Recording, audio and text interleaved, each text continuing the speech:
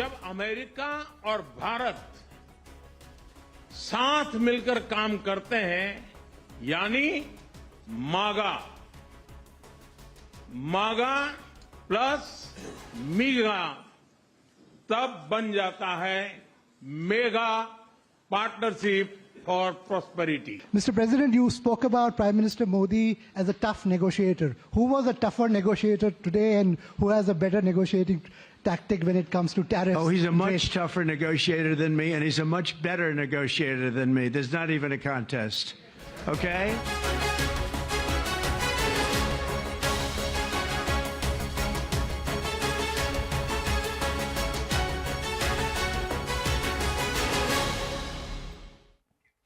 Hello and welcome to our special broadcast on Prime Minister Modi's visit to the United States. I'm Archana Solanki.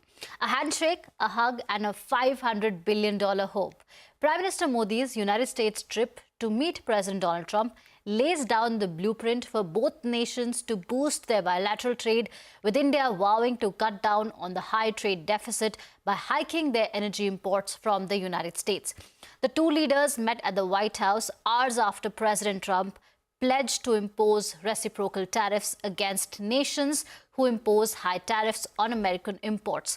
However, Trump stopped short of enacting it. Instead, he signed an order that mandates that his administration submit a report by the 1st of April. Trump also urged India to reduce tariffs and batted for a level playing field, while also welcoming recent measures by India to lower tariffs.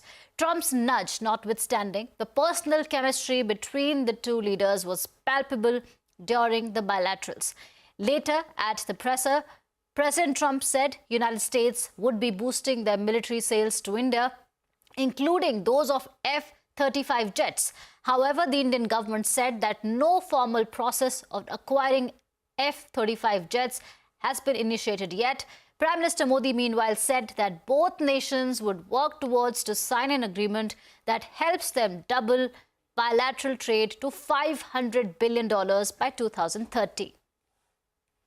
Great honor to have Prime Minister Modi. Congratulations on having done a great job.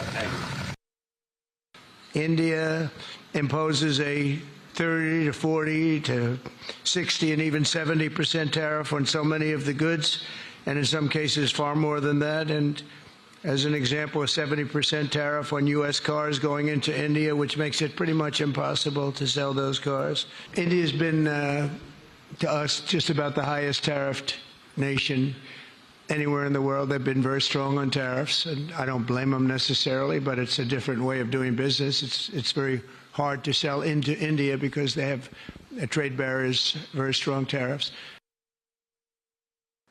आज हमने द्विपक्षीय व्यापार को 2030 तक 2 गुना से भी अधिक बढ़ाकर $500 बिलियन तक पहुंचाने का लक्ष्य निर्धारित किया है। हमारी टीमें एक पारस्परिक लाभकारी ट्रेड एग्रीमेंट को शीघ्र संपन्न करने पर काम करेगी। Today, the Prime Minister and I are announcing a framework to strengthen those ties even further economically, and the U.S.-India Compact for the 21st century is a historic initiative that will deepen every aspect of our partnership and our friendship. Starting this year, we'll be increasing military sales to India by many billions of dollars. We're also paving the way to ultimately provide India with the F-35 stealth fighters. Well, a lot of important announcements there from the leaders of India and the United States. Parikshit Luthra joins us from Washington, D.C. Parikshit, trade, tariffs, defense ties, both nations have pledged to turn the page on a host of important issues. Yes, the big headline on trade is that both countries have agreed to sign the first tranche of a mutually beneficial multi-sector bilateral trading agreement by the fall of 2025. What's the low-hanging fruit that Donald Trump was looking for in order to reduce the trade deficit of $35 to $40 billion? One is defense. The joint statement outlines how India could procure 6 additional P-8I maritime patrol aircraft from the US, how we could expand sales and co-production of defense systems such as the Javelin anti-tank missile and the Striker system as well. There is also going to be negotiations on reciprocal defense procurement, and US has also announced a review of its policy on releasing fifth-generation fighters and undersea systems. Trump said that eventually the defense talks are going to lead to F-35 sales to India, but the Foreign Secretary said not yet. A lot of formal steps have to be taken before any process is also initiated for buying or acquiring fighter jets of that kind, and none of that has already happened. Energy was a big one, with the Foreign Secretary saying that if energy imports from the US were to the tune of $15 billion last year in 2024, very soon it could even touch $25 billion. Thank you for that, Parikshit. Well, Parikshit has also been catching up with key industry representatives, senior journalists, to get a sense of Trump's tariff playbook. Here's what they had to say. Rick, how do you see the visit overall, the positives, the body language? Well, it looked pretty good from what we saw with the press conference. Still waiting for all the details and what's hammered out in the joint statement. I think the big thing we're looking for is, apart from announcing a trade deal, what are the other things India put on the table to try to appease Trump to make sure India is not a more serious target in this tariff war that also got announced just before the summit. So a lot on the table that we still have to parse out the details for, but at least from the press conference, looked pretty positive. Right. On the whole issue of civil nuclear engagement. Now, that was a priority ahead of this visit. Do you believe that this visit will pave the way for cooperation on modular reactors, small modular reactors in India? And when both leaders said that we discussed this in great detail, we are going to take this engagement forward, what are the nitty-gritties according to you? Well, SMRs still remain mostly on paper. So to imagine that SMRs are going to change lives in India or the United States is still, a decade or further away. But as we saw, even before the visit in Honorable Finance Minister's budget speech, the government did commit to going back and trying to amend the nuclear liability law. That has been the main barrier precluding American nuclear cooperation with India ever since the deal was first conceived 20 years ago. So if the government can do that, reduce the cost for an American company to begin supplying, not just on small modular, which is a future thing, on today, as India looks to expand its nuclear, the United States can become a bigger supplier. So the ball goes back to Delhi, goes back to Parliament to see if they can bring that law up. Right. I don't know if it had been agreed upon or Donald Trump was putting pressure. He said that US can become the #1 supplier of energy to India. India is going to buy a lot more energy, LNG from the US. They're going to have defense deals with us. How do you think that went? Do you think these were low-hanging fruit for India? Well, when President Trump talks about trying to get India to buy more from the United States, the two things that India directly controls, the government controls, defense material and hydrocarbons. So if we're trying to push India to buy more to offset the trade balance, those are the two things that are in Prime Minister Modi's bailiwick to be able to do. So it's not surprising those got pushed. With the United States be #1, that's a little bit tough. President Trump is known to sometimes kind of inflate numbers and that kind of thing. But over the long term, India is about to become the third largest economy in the world in the next couple of years. So all these numbers we're talking about are only going to go up. Right. Were you surprised when he said that we will sell more equipment, defense equipment, and eventually F-35s? That was discussed in the first Trump administration as well. But do you think India will go ahead and make such a purchase? F-35 was a little bit surprising to see. The United States has been a little bit reluctant, mostly because some of the Russian equipment India has, we don't want to see the two things operating, commingling side by side. So that in the press conference was a little bit surprising, but there's been whispers for a while in hallways in Washington. Would we be willing to put that on the table? At the very least, it could end up like the nuclear deal. Even if the nuclear cooperation and trade never actually happened, the fact that we put things that meaningful and substantive on the table, it does unlock other areas of cooperation. We're still in a trust building phase, and saying that we'll put the F-35, which we only do for treaty allies, is another big show. I think he has been talking about it for some time, and he decided that today is scheduled to sign it. It's not targeted towards India or any specific countries. It's targeted to everybody. If you are charging 5% tariff on my goods, I will charge you 5%. If you're charging 50%, I will charge you 50%. So I think this was a way to basically negotiate with other countries and bring equality to the whole tariff system. US President Donald Trump has announced reciprocal tariffs. He said India has enormous tariffs and it's a difficult place to do business as well. So how do we break down this order for our viewers. How is this order going to impact India immediately? We're joined by Eamon, Javers, who is the senior White House correspondent for CNBC. Eamon, let me understand from you, does this order on reciprocal tariffs come into effect immediately, or is it a study right now? Well, a lot of folks on Wall Street were expecting immediate tariffs today, and what we learned earlier in the day on Thursday was that, in fact, no, this is not an immediate implementation of tariffs. What this is a study to figure out how to do these tariffs with every country around the world. They're issuing this study. That'll be completed by April 1st, and then by April 2nd, they say they'll be in position to actually implement tariffs that execute on that date. We'll see, though. My expectation is what this tees up is a massive negotiation around the world as every country comes to the West Wing to try to work out trade deals individually, one-on-one. What Donald Trump wants is to be the deal maker in chief, and this is his opportunity to go country by country and cut a new set of deals. This gives him a lot of wiggle room in terms of those negotiations, but it also means that tariffs are not coming in place today as we stand here now, which was something that Wall Street was frankly concerned about. So how do you think his statements were regarding India, saying that India has enormous tariffs, it's right up the pecking order? Harley-Davidson was a problem. India is a difficult place to do business. Was this just a maximum pressure tactic just because Prime Minister Modi is here in Washington, D.C.? I think that's right. I mean, I was in the Oval Office with the president when he made those comments, and I think, he was very tough on India in those comments. He said the tariffs are very high. It's one of the highest, if not the highest, certainly the highest big country in terms of tariffs in the United States. He wants to change that. And behind the scenes, some little detail is I know the White House was moving very expeditiously over the past 48 hours, I would say, to make sure that this reciprocal tariff announcement today was in place before the Modi meeting. They wanted to make sure that they announced these tariffs coming in before the president sat face-to-face with Modi. So it was clear that his meeting with Modi was not a negotiation over whether or not this tariff announcement would happen. It's happened. It's done. Now, the question is, for India and for Modi, what level of tariffs is Modi comfortable with on U.S. goods, and what kind of reciprocation does he want from the U.S. government? That negotiation can start now. Right. But what do you think is on the U.S. wish list? What does Donald Trump today want from India?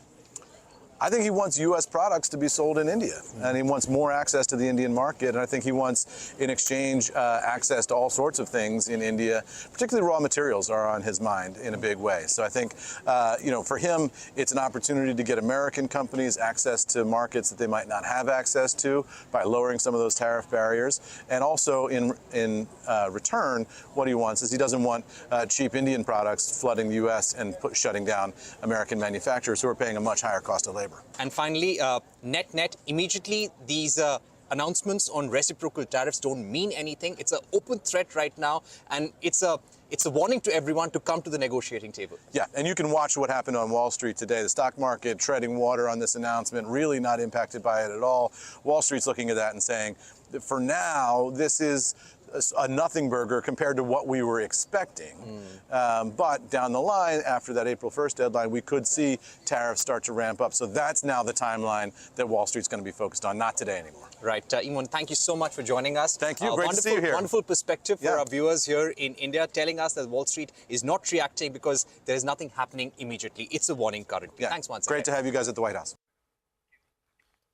All right, it's time for us to slip into a short break. Coming up next, an exclusive conversation with Petroleum Minister Hardeep Singh Puri on India's plan to hike energy imports from the US.